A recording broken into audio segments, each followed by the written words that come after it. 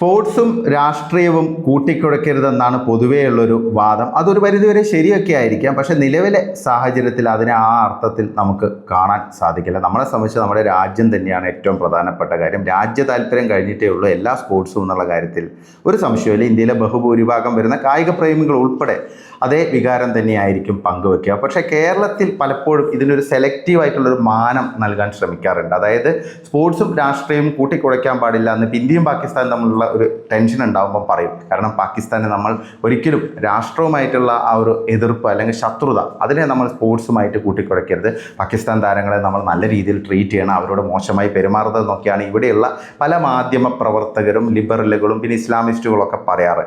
അത് അവിടെ നിൽക്കുമ്പോൾ തന്നെ ഇസ്രായേൽ പാലസ്തീൻ വിഷയം വരികയാണ്. ഇപ്പോൾ ഇസ്രായേൽ ടീം ഒരു ലോകകപ്പ് കളിക്കാൻ പോവുകയാണെങ്കിൽ അയ്യോ പാടില്ല, ഇസ്രായേൽ ലോകകപ്പ് കളിക്കാൻ പാടില്ല, അവരെ ബഹിഷ്കരിക്കണം, അവരെ അനുവദിക്കരുത്. അതാണ് നിലപാട്. അതായത് സെലക്റ്റീവായിട്ടുള്ള സ്പോർട്സ് രാഷ്ട്രീയ ആ ഒരു എന്തായാലും പറയാം ഒരു സിങ്ക്രണൈസേഷൻ അതാണ് ഇപ്പോൾ കേരളത്തിൽ നടന്നുകൊണ്ടിരിക്കുന്നത്. എന്തായാലും ബംഗ്ലാദേശ് വിഷയം കൂടി വന്നതോടുകൂടി ഇതിപ്പോൾ കൂടുതൽ കൊടുമ്പിരി കൊള്ളാനാണ് സാധ്യത.